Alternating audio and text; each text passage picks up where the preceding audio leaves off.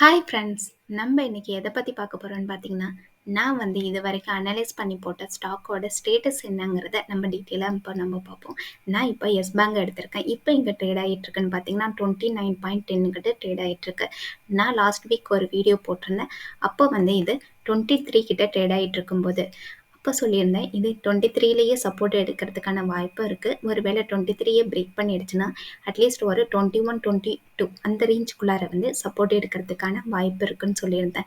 எதனால் சொல்லியிருந்தேன்னு பார்த்தீங்கன்னா, இந்த இடத்துல ஒரு ரெசிஸ்டன்ஸ் இருக்குது 21.5ல். ஸோ இந்த ஒரு ரெசிஸ்டன்ஸை இது சப்போர்ட் பாயிண்டாக எடுக்கிறதுக்கு வாய்ப்பு இருக்குது. அதுவும் இல்லாமல் பார்த்தீங்கன்னா, இது 200 டிஎம்ஏ, இந்த 100 டிஎம்ஏ கிராஸ் பண்ணி மேலே வந்துடுச்சு. அப்படி வந்துச்சுன்னா இது நல்ல புல்லிஷ்க்கான அர்த்தம்னு சொல்லியிருந்தேன். அதே நேரத்தில் சொல்லியிருந்தேன், இந்த ட்ரெண்ட் லைனை நல்ல ஒரு எங்கல்ஃபிங் மாதிரி க்ளோஸ் ஆகணும். ஒரு 28க்கு மேலே க்ளோஸ் ஆனிச்சுன்னா நல்ல ஒரு புல்லிஷை நம்ம எதிர்பார்க்கலான்னு சொல்லியிருந்தேன். இப்போ பார்த்தீங்கன்னா இது 29.55 கிட்ட ட்ரேட் ஆகிட்டுருக்கு. நல்லாவே ஒரு எங்கல்ஃபிங் பண்ணியிருக்கு. ஸோ நல்ல ஒரு புல்லிஷை நம்ம எதிர்பார்க்கலாம். இந்த ட்ரெண்ட் லைனை இது பிரேக் டவுன் பண்ணி கீழே வராத வரைக்கும் இதுக்கு நல்ல ஒரு புல்லிஷ்னஸ் இருக்குது. இப்போ பார்த்தீங்கன்னா இதோட RSI 77 கிட்ட இருக்குது. 60க்கு மேலே RSI இருந்துச்சுனாவே புல்லிஷ்னு சொல்லுவோம். இது நல்ல 77ல் இருக்குது. நல்ல புல்லிஷில் தான் இருக்குது. எஸ் பேங்க் இந்த வீக்லேயே கிட்டத்தட்ட 25% வரைக்கும் நல்ல ஒரு புல்லிஷ்னஸ் கொடுத்துருக்காங்க. என்ன காரணம்னு பார்த்தீங்கன்னா, RBI HDFC பேங்குக்கு அப்ரூவல் கொடுத்துருக்காங்க. எஸ் பேங்கில் 9.5% ஷேரை அக்யூர் பண்ணுறதுக்கான ரைட்ஸ் HDFC பேங்குக்கு RBI கொடுத்துருக்காங்க. அந்த ஒரு காரணத்துக்காக தான் இன்றைக்கி இந்த அளவுக்கு எஸ் பேங்க் நல்ல ஒரு புல்லிஷ்னஸ் இருந்ததுக்கான காரணம். ஆல்ரெடி HDFC பேங்க் எஸ் பேங்கில் 3% கிட்ட ஸ்டேக் ஹோல்டராகவும் இருக்கிறாங்க. புக் வேல்யூ பார்த்தீங்கன்னா 13.8 கிட்ட இருக்குது. ப்ரைஸ் டு புக் வேல்யூ பார்த்தீங்கன்னா 2 கிட்ட இருக்குது. அதாவது புக் வேல்யூலேருந்து கரண்ட் ப்ரைஸ் 2 டைம்ஸ் அதிகமாக இப்போ ட்ரேட் ஆகிட்டு இருக்கு. இப்போ நம்ம IRDA பற்றி பார்ப்போம். நான் 29th ஜனவரி ஒரு வீடியோ போட்டிருந்தேன் IRDA பற்றி. அப்போ 178ல் ட்ரேட் ஆகி முடிஞ்சிடுச்சு. ஸோ ஃபர்தராக புல்லிஷாக இருந்துச்சுன்னா மேக்ஸிமம் எது வரைக்கும் போகும் அப்படிங்கிறத பற்றியும் ஒரு வீடியோ போட்டிருந்தேன். இந்த ஹைட்டு லோ ஃபிப்னாச்சி பண்ணி பார்க்கும்போது இதோட ரெசிஸ்டன்ஸாக 194 கிட்ட இருந்துச்சு. அதுக்கு அடுத்தது 211 கிட்ட இருந்துச்சு. ஸோ 178ல் இருக்கும்போது மேக்ஸிமம் 194 வரைக்கும் போகிறதுக்கு வாய்ப்பு இருக்குது. அதை தாண்டுச்சுன்னா 211 வரைக்கும் போகிறதுக்கான வாய்ப்பு இருக்குன்னு சொல்லியிருந்தேன். இது 214 வரைக்குமே போயிருக்கு. ஸோ இதுக்கு மேலே போகாதுன்னு நான் சொல்ல வரல. ஸோ இதோட டார்கெட் இது வரைக்கும் இருந்துச்சு. ஸோ ஒரு சின்ன ஒரு கன்சல்டேஷன் அகெயின் இது புல்லிஷ் ஆகிறதுக்கு வாய்ப்பு இருக்குது. இப்போ இது RSI 78 கிட்ட இருக்குது. இதோட RSI இன்னும் கொஞ்சம் ரெடியூஸ் ஆகி ஒரு 70ல் சப்போர்ட் எடுத்துக்கிச்சுன்னா அகெயின் ஒரு புல்லிஷை எதிர்பார்க்கலாம். இல்லை ஒரு 60லையாவது சப்போர்ட் எடுத்துக்கிச்சுன்னா புல்லிஷை எதிர்பார்க்கலாம். நம்ம இது ஃபர்தராக கரெக்ஷன் வந்துச்சுன்னா எங்கே சப்போர்ட் எடுத்துக்கும் அப்படிங்கிறதையும் நம்ம பார்ப்போம். இந்த லோட்டோ அதாவது டிசம்பர் 2023 டு Feb 2024 அந்த ஹைக்கும் நான் ஃபிப்னாச்சி பண்ணி பார்க்கும்போது ஃபஸ்ட்டு சப்போர்ட் பாயிண்ட்டாக எங்கே இருக்குன்னு பார்த்தீங்கன்னா 186ல் இருக்குது. ஸோ இந்த சப்போர்ட் பாயிண்ட்டாக இது கன்சிடர் பண்ணுறதுக்கு வாய்ப்பு இருக்குது. இந்த இடத்துல கரெக்ஷன் இந்த இடத்துல சப்போர்ட் எடுத்துக்கும். அதையும் ஒரு வேளை பிரேக் பண்ணிடுச்சுன்னா 170ல் சப்போர்ட் எடுக்கிறதுக்கான வாய்ப்பு இருக்குது. இதையும் ஒரு வேளை பிரேக் பண்ணிடுச்சுன்னா 150ல் சப்போர்ட் எடுத்துக்கிறதுக்கான வாய்ப்பு கொஞ்சம் அதிகமாக இருக்குது. ஒருவேளை இதோட ட்ரெண்ட் லைன் இது பிரேக் பண்ணி கீழே வந்துடுச்சுன்னா, அதாவது 155யும் பிரேக் பண்ணி கீழே வந்துடுச்சுன்னா இது இந்த இடத்துல ரெசிஸ்டன்ஸ் ஒன்று இருக்குது 121ல். அது ஒரு நல்ல மேஜரான சப்போர்ட் பாயிண்ட்டாக இது கன்சிடர் பண்ணுறதுக்கு வாய்ப்பு இருக்குது. நல்ல ஒரு கரெக்ஷன் வந்துச்சுன்னா இது 121ல் சப்போர்ட் எடுத்துக்கிறதுக்கான வாய்ப்பு இருக்குது.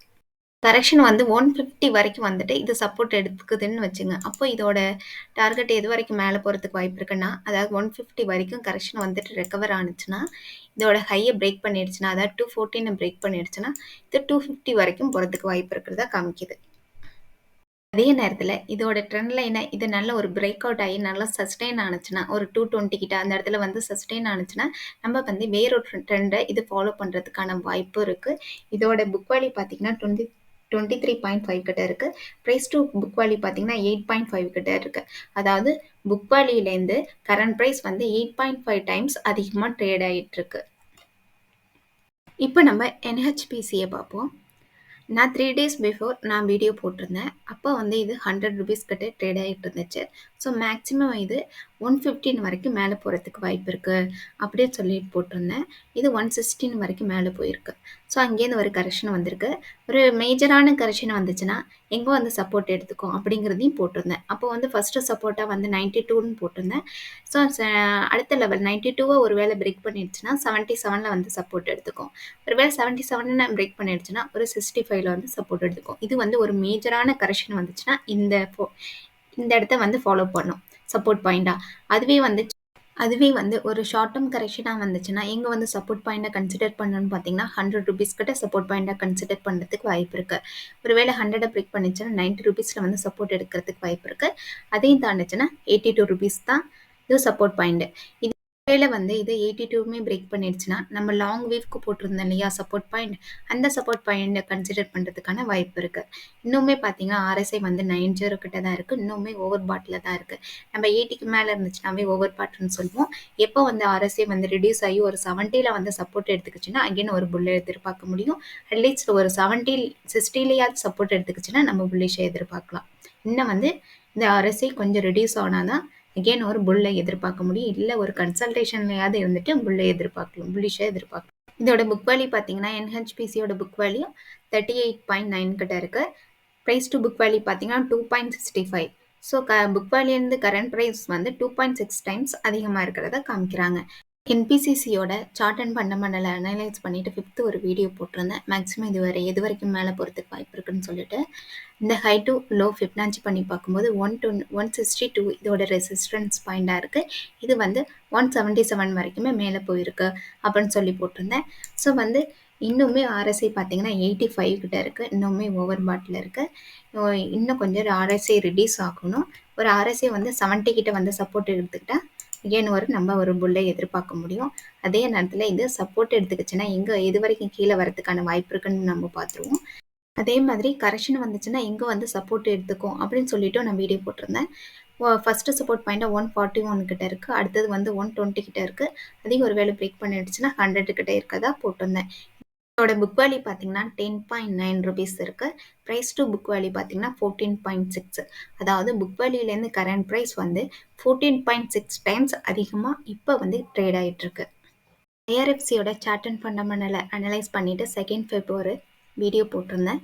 அப்போது வந்து நான் வந்து சொல்லும்போது இப்போ சப்போர்ட் பாயிண்டாக 153ல் சப்போர்ட் பாயிண்ட் இருக்குது. அது சப்போர்ட் எடுத்துக்கிச்சுன்னா புல்லிஷ்க்கு வாய்ப்பு இருக்குது. ஒருவேளை அதை பிரேக் பண்ணிடுச்சுன்னா 130ல் தான் ஒரு சப்போர்ட் இருக்குன்னு சொல்லியிருந்தேன். அதையும் பிரேக் பண்ணிடுச்சுன்னா 109ல் தான் ஒரு சப்போர்ட் பாயிண்ட் இருக்குது. இப்போது வந்து ஆர்எஸ்ஐ வந்து கொஞ்சம் ரிடியூஸ் ஆகிருக்கு. இப்போ ஆர்எஸ்ஐ வந்து 82 கிட்ட இருக்குது. 95 கிட்ட இருந்த ஆர்எஸ்ஐ வந்து இப்போ வந்து ரிடியூஸ் ஆகி 82 கிட்ட இருக்குது. ஸோ இன்னுமே கொஞ்சம் ஆர்எஸ்ஐ ரிடியூஸ் ஆகணும். ஒரு 70 கிட்ட வந்து சப்போர்ட் எடுத்துக்கணும் ஆர்எஸ்ஐ. அதே நேரத்தில் இது 153ல் சப்போர்ட் எடுத்துக்கணும். இல்லை ஒரு 153 இது ஒரு வேளை பிரேக் பண்ணிடுச்சுனாலும் இந்த ட்ரெண்ட் லைனை பிரேக் பண்ணாமல் இது சப்போர்ட் எடுத்துக்கிச்சுன்னா அகெயின் ஒரு புல்லை நம்ம எதிர்பார்க்கலாம். இதோட புக் வேல்யூ பார்த்தீங்கன்னா 36.5. ப்ரைஸ் டு புக் வேல்யூ பார்த்தீங்கன்னா 4.5. புக் வேல்யூலேருந்து கரண்ட் ப்ரைஸ் வந்து 4.5 டைம்ஸ் அதிகமாக ட்ரேட் ஆகிட்டு இருக்கு.